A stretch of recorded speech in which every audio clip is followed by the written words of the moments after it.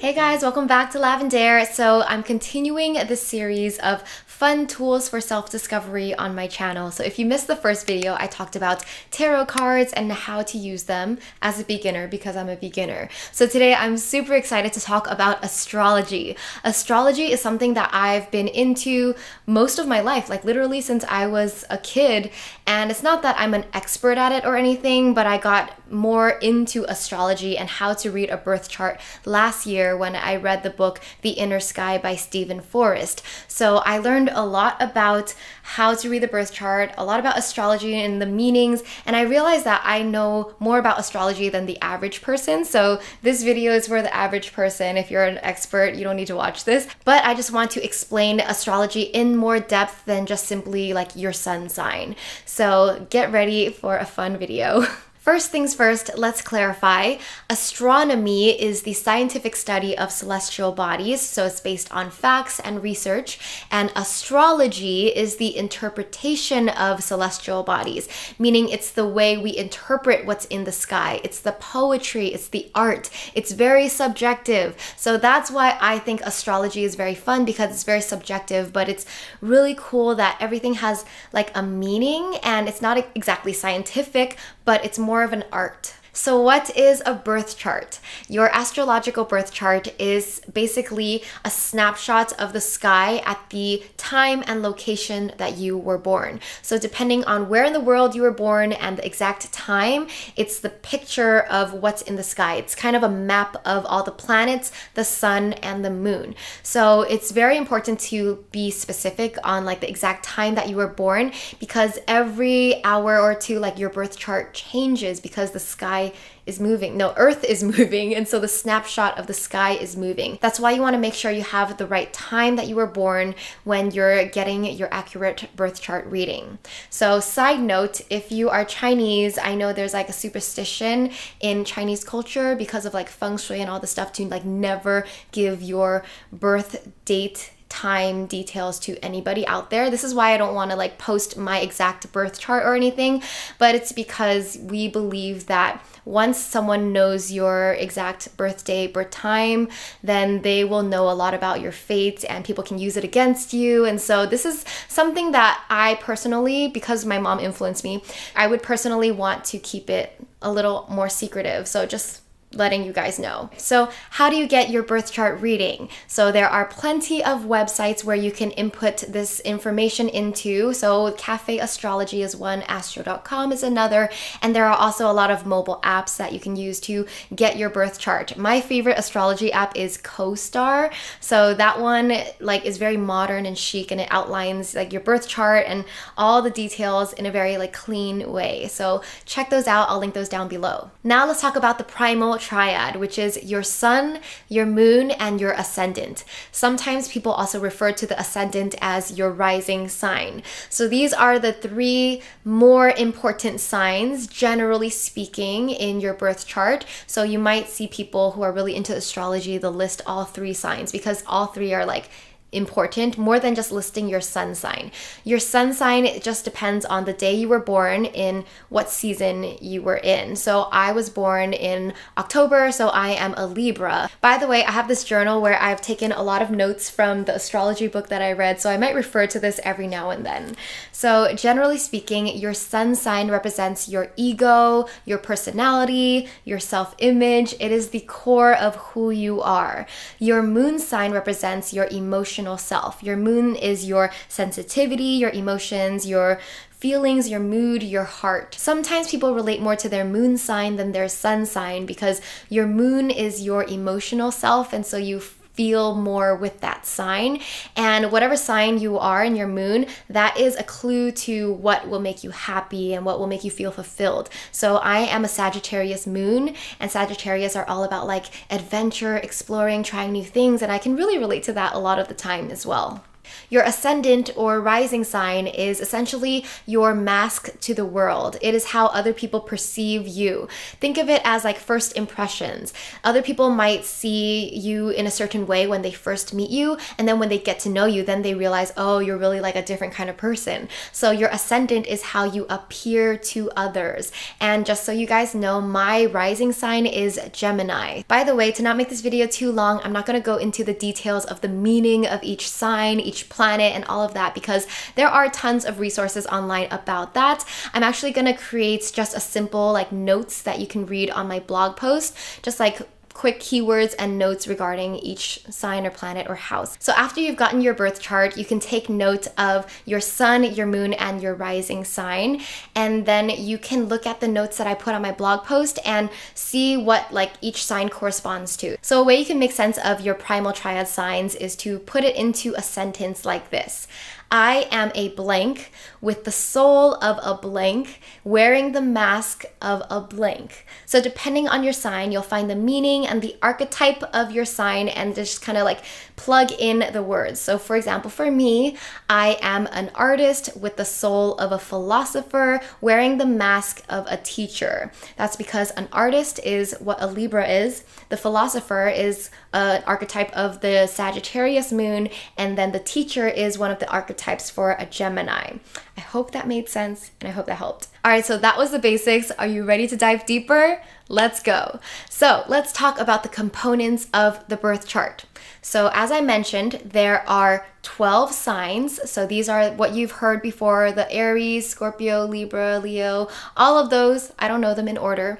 And then there are 10 planets. And by planets, we also include the sun and the moon as planets, even though they're not exactly planets, but just, you know, celestial bodies is what I'm saying. And then there are 12 houses on the birth chart. So think of the 12 houses as like a clock on the birth chart. There's like, you know, literally like 1, 2, 3, 4, 5, 6, 7, 8, 9, 10, all the way to 12. And each house represents a specific area of life. So the different astrological signs correspond to different personalities, different characteristics. The planets correspond to different mind functions, mental functions, whether it's your ego, your communication, your thinking, your aggression, things like that. And then the houses represent the area of life, whether it's the house of personality, house of marriage, house of career, house of friends, house of troubles. It just goes on and on. All right, so let's make sense of it all. So when you're looking at a birth chart, you're gonna see a circle graph with a bunch of like planets scattered throughout the graph. And then you're gonna see along the border of the circle the different signs. There are 12 signs. And if you look in the middle, you'll see different notations for the numbers. So Roman numerals will tell you like whether it's first house, second house, third house, fourth house, all the houses, okay? So when looking at the birth chart, start with the planets. So look at the planets one by one. A planet tells you the what. Remember, the planet means the mental function, whether it's like your communication, your aggression, or something else. The sign that it lands in tells you the how and the why. So the sign, remember, is the personality or the characteristic, and that will help you decipher the how and the why of that mental function. And lastly, the house that that planet is in tells you what area of life this is mostly happening in. Like, where's most of this activity going in? And that's the basics of it. It's not exactly easy or very intuitive at first. You're gonna have to practice understanding the birth chart and how like the different planets and signs work together. And there's definitely more detail to reading a birth chart that I'm not gonna go into in this video because it's like too advanced and I barely understand it. But I hope that that gives you like just a basic info on how to start deciphering what these planets and these signs and these houses really mean. Now let's talk about the general shape of your birth chart, because I feel like this is a pretty easy but very interesting way to look at it. So when you're looking at your birth chart, there you see a circle and then you see like, you know, the horizontal line and a vertical line. So if you have more planets like aggregated in a certain area, it means something. So if you have more planets on the upper hemisphere of your chart, then that is called objectivity. And that means a lot of your life's battles, challenges, or just activity, a lot of your life like moments and events are public, and it's like your learning and growth will be I guess, on a public stage, a public scale. It'll be more outward. If you have more planets on the lower side, the southern hemisphere of your chart, then that is called subjectivity, and that means that most of your life's battles and challenges will be within. So upper hemisphere is public and lower hemisphere is private. So personally, my birth chart, I have a lot of planets in the lower southern hemisphere, meaning that a lot of my life's battles and challenges are private, that things that I have to go through internally just from within. And it might not make sense at first because you're like, wait, you're a YouTuber, your life and career is like so public. Yes, it's so public, but all the like big things that I have to go through seem to be like me dealing with myself, my own insecurity, my confidence issues, things like that, like your fears. And it's basically saying like most of your life's battles will be in here. So I just thought that was interesting because, you know, some people, their battles and challenges are really like public and outward, and some are private. Another thing you can look at is whether your planets are falling to the left or right side of that graph, whether it's like west or east. So left would be west, right would be east. So left side means freedom and the right side is fate. So this is something I don't understand completely, but I believe it means something like if most of your planets are on the freedom side, that means that your life is a blank slate and you have a bit more free will to kind of, you know, take your life anywhere you want to take it. If more of your planets fall to the right side, which is the side of fate, the east side, then that means a lot of your life situations are predetermined if you believe in fate, but you still have the choice to like, you know, be flexible and take it wherever you want it. But it just means that a little bit more is predetermined, and if you have your planets on the left side of the circle, then that means your life is a blank slate and you're free to create it. So my planets are actually more on the side of fate, and I want to talk to like a real astrologer to like understand this concept a little bit more, but I just thought that was really interesting, something that I wanted to share with you guys. Next, let's talk about lunar nodes, because I think this is also really fun. So if you look at your birth chart, you'll find this like notation. There are two. One is a lunar south node and one is a lunar north node. So wherever that node is, the sign that it is in, so the south node means that that is your past, that is who you used to be, it's where you've been, it's your karma, your karmic past, it's your instinctive automatic behavior, it's who you are naturally, it's your comfort zone, it's your safe route. So it's telling you where you've been, and then your lunar node tells you where you should go if you want to have the most growth. So your south node and your north node are 180 degrees apart. They're literally across from each other on the birth chart, meaning that that is like the most you can grow. You're just trying to like stretch yourself to be the complete opposite of what you used to be. So your south tells you where you've been, your north tells you where you should go, where you kind of have to grow towards. So look at the signs that are in your south node and the sign in your north node, and it'll give you a clue on,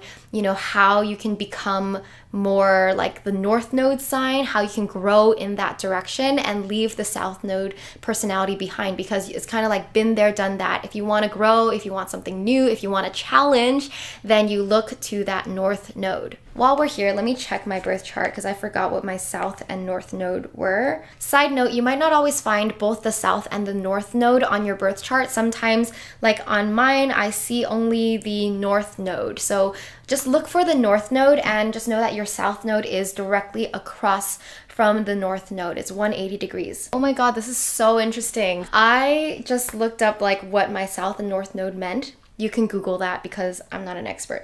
But anyway, my south node is in Leo and my north node is in Aquarius, meaning Leo is my past, who I've been there, done that, and Aquarius is where I need to head to. So Leo is the sign of like the performer, the child and the king, the one that wants all the attention, all the love. And so I believe that in my past, I lacked love from parents, and I have that like desire, that need for attention, which is partly why I started a YouTube channel and performing. And that is who I used to be. That is who I was as a child. And those were my holes. Those were my wounds of like needing attention. And Aquarius is a sign of individuality, of independence, of being weird and not caring about what other people think of you.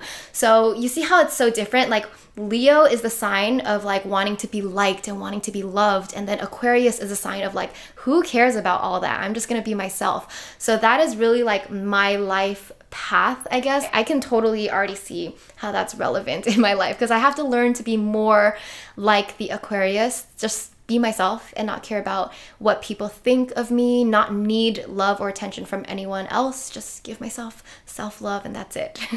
All right, so I'm gonna leave it at that, but I hope you guys like that because I think this is super interesting. I can't believe I haven't made a video on astrology before. I think I used to think it was a little too weird and a little too left field, but it's pretty mainstream now and it's pretty accepted. So anyway, if you have any questions, leave them down below and I'm going to continue on this series. But if you have any other topics you want me to cover, let me know down below. Love you guys so much. Bye.